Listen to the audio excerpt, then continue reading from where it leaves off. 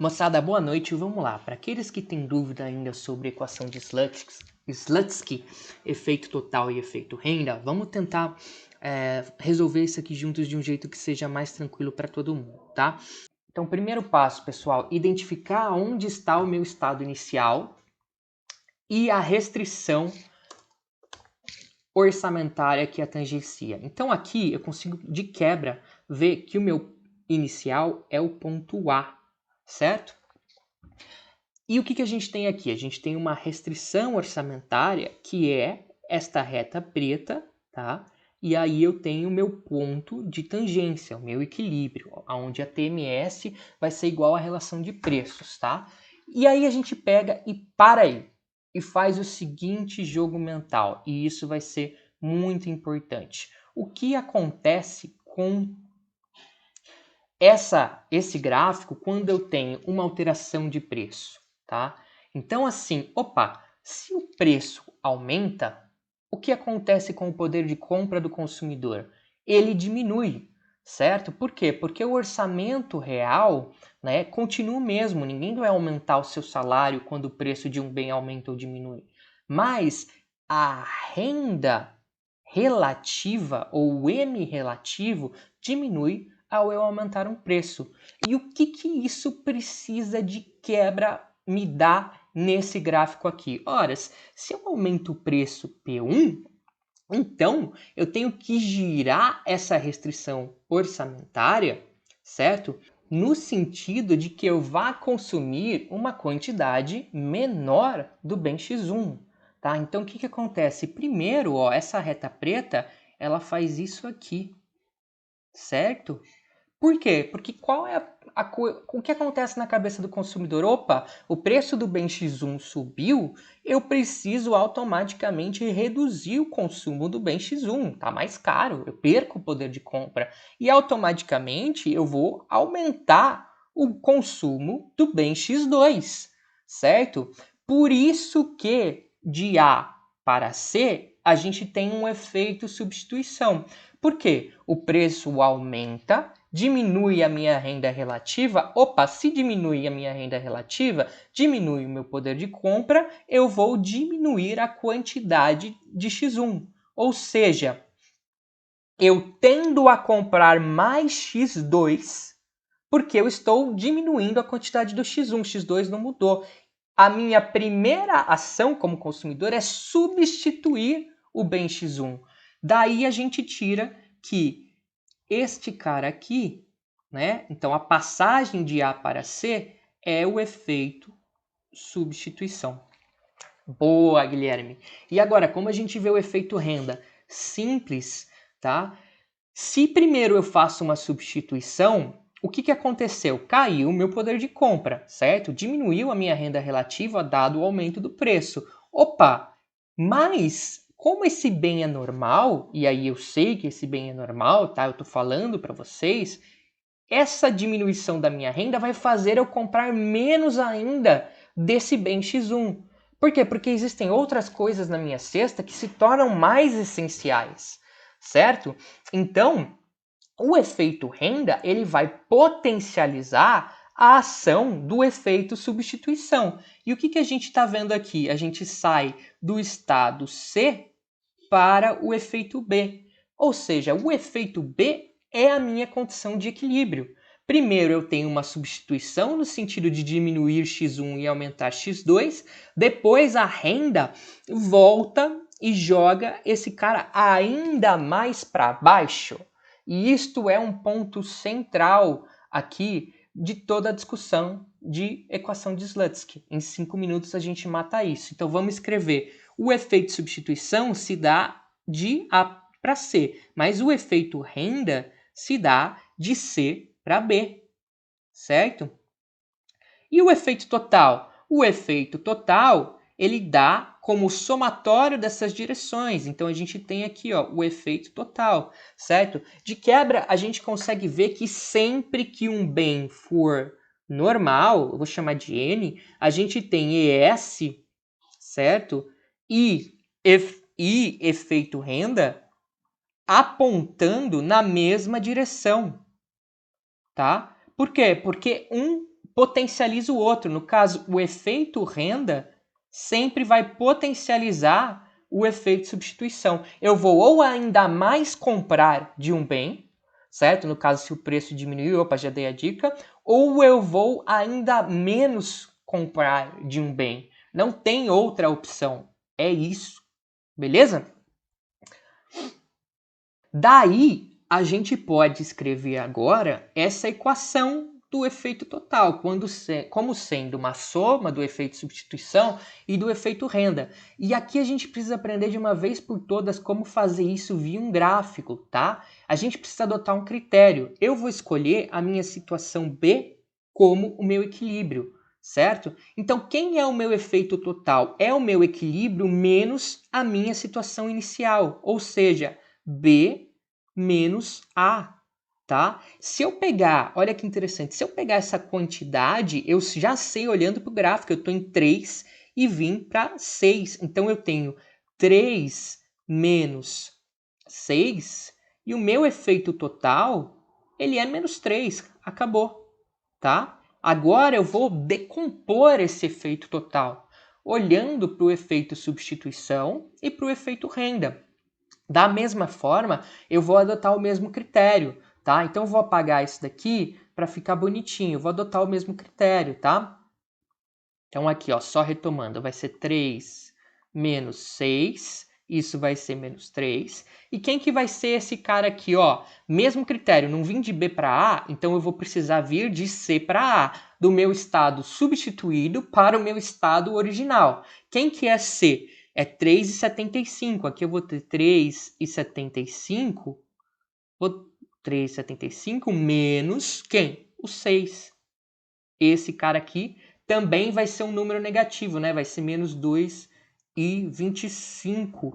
Se eu não errei nas contas, a gente vai ter que então ter esse cara aqui vai ter que ser 0,75, certo? Logo de quebra, né? E como eles vão se potencializar, eu sei que este cara aqui precisa ser negativo também. Concordam comigo? Então vamos averiguar se eu estou correto na minha afirmação.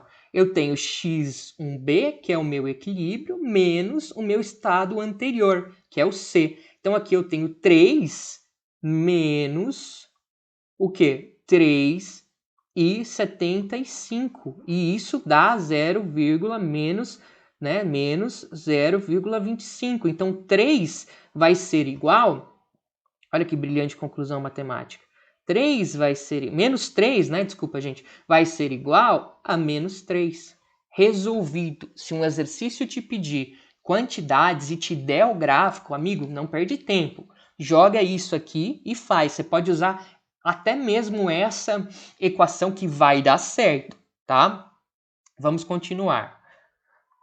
Dito isso, agora a gente vai fazer uma inversão e eu vou explicar de um jeito muito suave de onde vem essa inversão.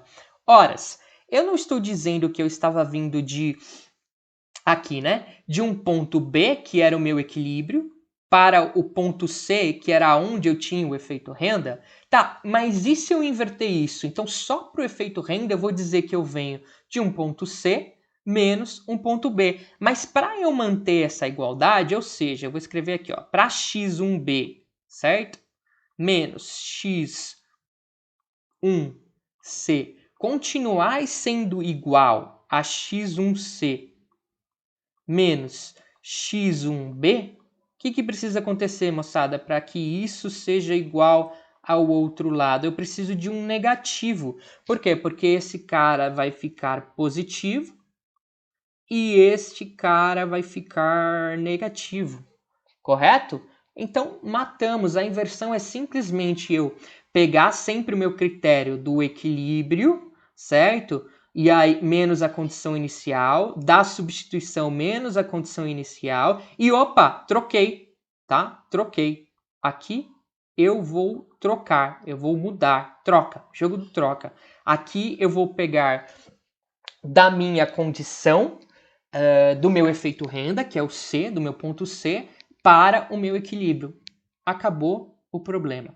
Aí, resolvendo um sistema de equações, eu não vou entrar no mérito, só decorem, tá? Mas colocando isso nas equações orçamentárias, a gente vai chegar na brilhante conclusão que ΔM é igual a x1A. Quem que é o x1A? Condição original. Achem a condição original que vocês estão feitos aqui na variação da renda, tá? E o que é isso? Isso é M' ou MF menos M, sempre. E a gente já vai tirar algumas conclusões que são essenciais para mandar bem, tá? E o que é delta P1? É P1' menos P1, tá? Vou chamar de P1, vocês podem chamar de charanga, linha menos charanga se for preço, tá bom? Beleza, pessoal, o que a gente precisa ter uma grande atenção aqui, ó? Quando o cara perguntar qual que é o sentido, né? Sentido ou a direção do choque da renda para a equação de Slutsky, dá para fazer de cabeça? Dá para fazer sem número nenhum. Por que, Guilherme? Por causa disso daqui, moçada. O que é delta P1? Né? É P' menos P. Só que eu tenho duas condições possíveis aqui em microeconomia e na vida. Ou P1', certo? Vai ser maior que P1, ou P1' vai ser menor que P1. Se for igual, nada aconteceu, né? E disso eu posso dizer, olha que interessante, que o delta P1 ele vai ser o quê? P1', que é o final, né? Menos o P1. Só que se essa condição ela acontece tal que P1' é maior que o P1, este cara aqui obrigatoriamente precisa ser maior que zero. Ou seja, se o preço de um bem aumenta, certo? Eu vou ter que aumentar a renda também, isso é óbvio, certo? Para compensar. Então, o meu ΔM precisa aumentar também, tá? E olha o que acontece aqui. Se eu tenho a mesma relação P1' menos P1, dado que P1' agora é menor que P1, eu tenho um número menor menos um número maior. Isto é menor que zero. Se é menor que zero, que interessante, né, pessoal? Quando o preço diminui, o meu ΔM, bem normal, tá? Diminui. Bingo, gol! Tá? E uma outra condição que eu posso tirar daqui, delta P1 nada mais é do que escrever delta M sobre x1A, sendo x1A minha condição sempre original, moçada, sempre a condição original aqui para x1A, tá?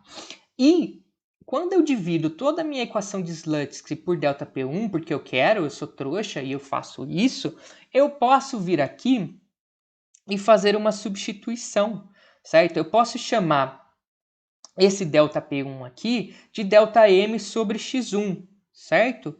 Só que como eu tô... Aqui eu vou chamar de A. Como eu tenho o A dividido por delta M sobre X1, eu posso melhorar isso, né? Vou chamar de efeito renda, né? Aqui eu tenho o efeito renda dividido por esse cara aqui. Eu vou inverter essa fração. Então, eu vou ter efeito renda vezes x1 sobre delta M. E isso é muito importante para mim, para eu trabalhar com jogos de sinais, que é algo que eu vou falar mais para frente, mas eu vou dar um tchan, eu vou dar uma ideia bem legal para vocês. Horas, fazer em amarelo. Se o meu preço aumenta, certo? O que vai acontecer? Esse cara eu não sei, tá? O efeito total eu não sei. Mas o meu efeito substituição sempre vai ser contrário à variação de preços, ele vai ser negativo. Por quê? Vamos voltar para o gráfico aqui, ó, que a gente tem um aumento de preço, tá? Para entender isso, ó. Se o meu preço aumentou, estou consumindo menos de x1. Se eu pego o C, né, 3,71 menos o A, que é 6, é um número negativo, sempre. Agora, se eu tivesse do outro lado, o meu consumo, né? Se a minha restrição orçamentária tivesse para cá, né, uma reta que tivesse para cá, eu posso até fazer ela na verdade faria algo assim, né? Só que aí ficaria bem ruim. Tivesse para cá, o meu preço diminuiria e o que aconteceria aí com o meu efeito substituição? Ele seria positivo. Por quê? Porque eu teria um x1 aqui maior, x1' aqui maior do que o x1 original. Moçada, sempre, tá? Decorem isso. Então, se o meu preço aumenta, negativo. Se o meu preço diminui, positivo. E agora, e qual vai ser o sinal do efeito renda? Bom, olha a jogada aqui, ó. Isso vai ser sempre menos, e a gente vai ter mais. Esse x1 sempre vai ser positivo, sempre positivo, certo? Só que ele está multiplicando, agora é interessante, ele está multiplicando, né? Vou fazer bonito. Multiplicando um efeito renda sobre a variação na renda. Beleza? Embaixo também.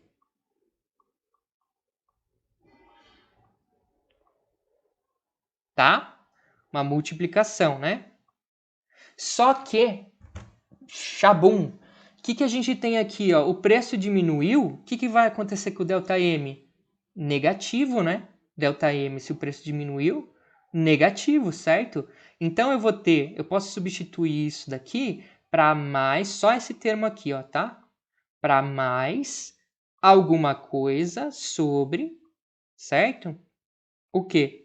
Negativo, né? Era isso mesmo? Vamos olhar.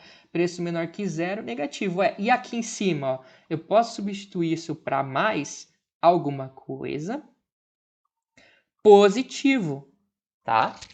Perfeito? Entenderam até aqui? Horas, se o meu efeito... Vamos analisar aqui, ó, primeiro esse, né, que tá mais fácil. Se o meu efeito substituição é positivo, certo? Aqui eu tenho algo já negativo, certo? Ó, esse com esse dá negativo. Se o meu efeito renda for... Aqui é uma multiplicação, lembre. Se o meu efeito renda é uma multiplicação, né? É um vezes. Ficou feio. For negativo, eu vou ter então o quê? Mais. Certo? Mais com mais, normal. Se o meu efeito renda for positivo, tá? Mesmo jogo, ó, positivo, ó, menos vezes mais com... Tô olhando quem? Aqui eu já tinha dado negativo, né, moçada? É, menos. Então, por quê? Porque esse cara dividido por esse é negativo, tá? Se, então, o meu efeito renda for positivo, menos, né? Menos vezes mais, menos. Mais com menos, inferior. Tcharam! Acabou. E aqui a gente pode derivar... Não sai daqui não, amigo. E aqui a gente pode derivar este raciocínio, né? Este raciocínio aqui para esta equação. Então, lembrando, né? Preço aumentou, ΔM vai ser maior, né? Então aqui eu vou copiar, tá? Menos 3 pontinhos, menos... Opa! Gente, comi bola, tá?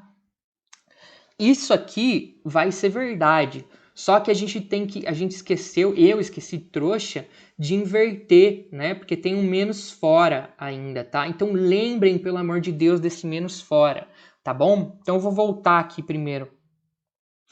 Essa condição ela é verdadeira, tá? Mas tinha um menos fora, tá? Então assim, ó, menos, e aqui eu vou colocar um menos, tá? E aí a gente vai analisar de novo, ó. No caso do primeiro, né, que eu fiz um menos com menos vai ser mais, certo? E aí esse mais vezes o menos vai ser menos, tá? Então na condição de baixo eu tinha mais e menos, e agora eu vou ter um bem que ele é inferior, tá? Na condição de baixo, ó, eu tinha um menos, né? e aí ele estava multiplicando um mais, certo? Então ele era negativo. E aí multiplicando esse menos, ele vai ficar positivo, tá? Então eu teria aqui, ó, opa, minto. Esse cara aqui eu tô olhando a condição... Ah, não, tá certo, desculpa. Então eu tô olhando só a condição de baixo, tá? Então eu teria um mais, beleza? E eu teria um positivo, né? E esse cara seria normal, tá bom? Agora sim, fazendo essas correções, eu vou voltar e vou mexer nesse cara aqui, ó, tá? Desculpa, peço desculpas. Nesse cara aqui, beleza? Então, vamos voltar e mexer nesse cara. Eu tenho um mais, que sempre vai ser mais, eu posso até ignorar, certo? Se o preço aumentou, a minha renda é positiva, certo? Minha variação da renda, concordam? E aí, se o meu efeito renda, tá? Aqui eu só estou mostrando, tá? Ele for negativo, então eu vou ter menos com mais menos, dividido por mais menos, vezes esse mais.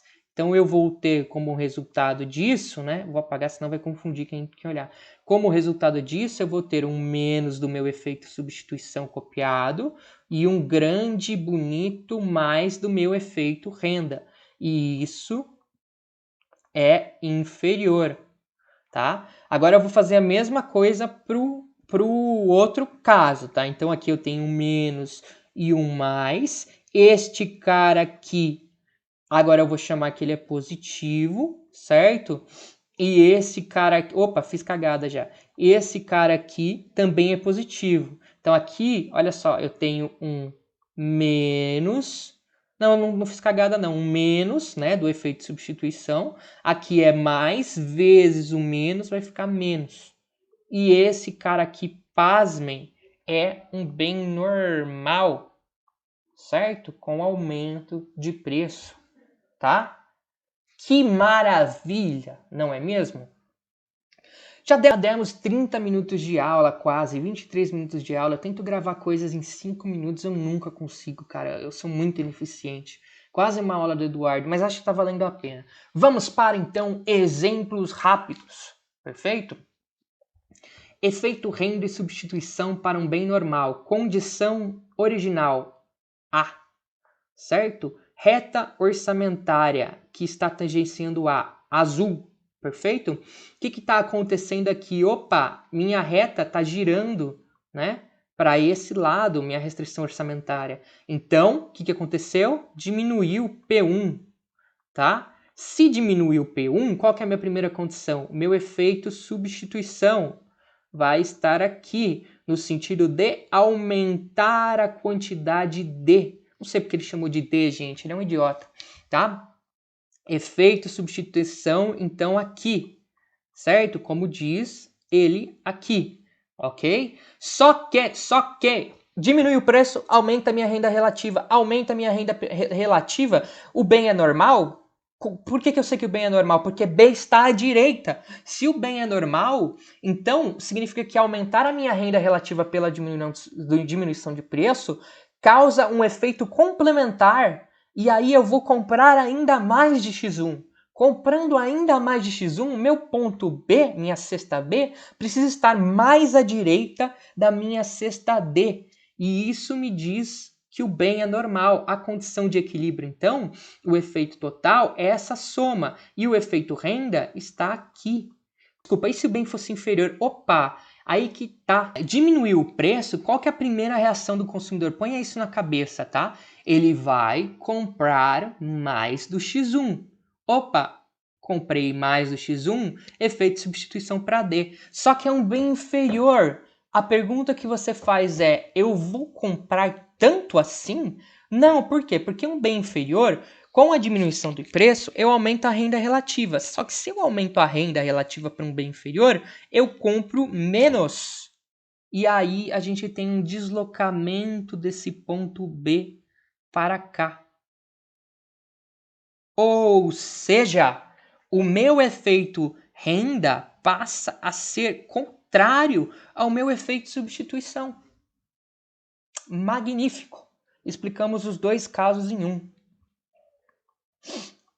Beleza, vamos olhar aqui agora um efeito, olha lá, um efeito substituição de um bem inferior, passando bem rápido, ó, ponto A, restrição, nova restrição, ponto D, o meu efeito renda, ele é contrário, ele joga D para B, certo? Acabou. É isso. Aí vocês têm que traçar aqui e lembrar que esse ponto, né, o x2, ele nunca muda, certo? Então você sempre tem que sair do x2 para ter a sua reta da condição de equilíbrio, tá bom, moçada? A reta de deslocamento, você pode deslocar ela, você precisa garantir que ela seja deslocada e o teu ponto D esteja na mesma curva de indiferença U1, beleza? Então, pessoal, vamos rapidamente analisar o caso do exercício 6 da lista, tá? Essa é a resolução da Duda. Ele nos dava essa possibilidade aqui, ó. A gente tinha um efeito total negativo, certo? Um efeito substituição negativo e um efeito renda positivo. Como que a gente começa a resolver isso aqui, ó? Se o efeito substituição é negativo, significa que o preço aumentou, certo? Por quê? Porque eles sempre vão ser contrários, tá? Se o preço aumentou, vamos olhar aqui para o A. Ó. O A, né, ele tem uma restrição orçamentária que é essa reta aqui. Ou seja, a gente pode traçar uma curva de indiferença aqui, certo? E agora, o que vai acontecer? A gente vai deslocar esta para cá. Por quê? Porque o preço aumentou, eu vou diminuir a minha quantidade de X1, certo? E aí eu vou passar essa reta, ela precisa automaticamente passar pelo ponto A, tá? E aí eu chego no meu ponto C, tá bom? Então aqui eu posso colocar o meu ponto C, por assim dizer, nessa restrição orçamentária. Horas, mas se o meu preço aumenta, a minha quantidade diminui, certo? Então, o que está acontecendo aqui, ó? Está diminuindo a minha quantidade. Efeito substituição. Por quê? Porque eu estou consumindo mais do X2, né? Se eu fosse pensar assim, para uma proporção menor do X1. Eu estou diminuindo, na verdade, a proporção de X1, né? Só que agora, olha o que acontece com o efeito renda. Ele me joga para o ponto B, certo? Se ele me joga para o ponto B, significa que o ponto B não está mais à esquerda ainda do ponto C. Ou seja, eu tenho o efeito renda e efeito substituição contrários. O efeito renda, ele é contrário ao efeito total. Isto é um bem inferior. Por que isso é um bem inferior? Vamos raciocinar. Ora, o preço aumentou, eu vou comprar menos, certo? Só que quando o preço aumenta, né, o que acontece? Diminui a minha renda, né? A minha renda relativa, tá? Se a minha renda relativa diminui e o bem ele é inferior, eu vou comprar mais, porque sempre que eu diminuo o M para um bem inferior, eu compro mais, correto? Essa é uma propriedade, mais de X1. Então, eu eu diminuo não tanto assim, é o caso do pão, certo? O preço do pão aumenta, eu vou comprar menos pão, mas eu não posso deixar de comprar tanto menos pão. Então eu jogo de novo aqui para a direita, beleza? E o outro caso que eu queria falar com vocês é o bem de Giffen. Onde que eu coloquei? Eu falei que era o caso do pão aqui, mas não é, tá? O caso do pão tá aqui, tá bom? Qual que é essa possibilidade, ó? A gente tem um efeito total que ele é positivo, tá? Se o efeito total é positivo e o efeito substituição é negativo, significa que o efeito renda precisa ser maior, precisa ser contrário, né? Então ele é e maior. A condição disso daqui é que o efeito renda, tá? Isso pode ser questão de prova. É maior que o efeito substituição em termos absolutos, tá? Porque obviamente eles vão ser contrários, mas em termos absolutos. Tá? Isso é uma conclusão interessante, a gente já vai ver por quê. Tá bom? Eu estou em A, certo? A minha restrição orçamentária continua passando aqui, tá bom? Só que agora eu vou, né? Como que a gente vai olhar isso aqui, ó? Opa, efeito de substituição negativo, o preço aumentou, tá? Sempre, moçada, se eles derem esse caminho, olhem por aqui. Preço aumentou. Se o preço aumenta e a minha restrição está aqui, ela está girando, certo? E a restrição está girando para cá, essa aqui, tá bom? Lembra, ó, girei, tá? Girei. Ou seja, eu estou aumentando o consumo de X2 e diminuindo de X1. Opa, beleza, eu tenho meu ponto então C. Só que o bem é inferior. E pelo bem ser inferior, é a mesma condição que eu disse ali, tá? Se o preço aumenta, a minha renda relativa diminui, tá? Se a minha renda relativa diminui, meu poder de compra diminui. Eu vou tirar outros itens da minha cesta para comprar aquele que é muito essencial, que é o caso do pão. Se a minha renda diminui, certo? Eu vou deixar de comprar, eu vou de A para C, né? Que eu estou diminuindo a quantidade do X1 do pão, mas opa, minha renda diminuiu e o meu bem é inferior, eu vou aumentar o consumo dele, tá? Aumenta, deixa eu fazer bonitinho. Eu vou aumentar X1, certo? O mesmo caso que o anterior, só que nesse caso o meu aumento ele é tão significativo, o pobre ele deixa tanto de comprar outras coisas para comprar pão, que o meu efeito renda é maior que o meu efeito substituição e em direções contrárias. Perfeito? Então, ó, vocês estão vendo aqui, ó, o efeito substituição está para cá, o efeito renda está para cá, né? E o efeito total é como se eu tivesse esse menos esse cara aqui vetorial, né? Então, o meu efeito total está aqui, tá? Eu tirei desse cara aqui, ó, tá vendo? Aí o meu efeito total, né, ele está apontando para cá, certo? E é esse pedacinho desse vetor, tá? E por que que o B, a gente está vendo o B aqui? Lembram-se, a gente está vendo o B aqui por conta de que ele é um bem inferior, ele é o caso do pão. E isso encerra a nossa aula. Eu vou editar esse vídeo para encurtar ele, e é isso aí. Show!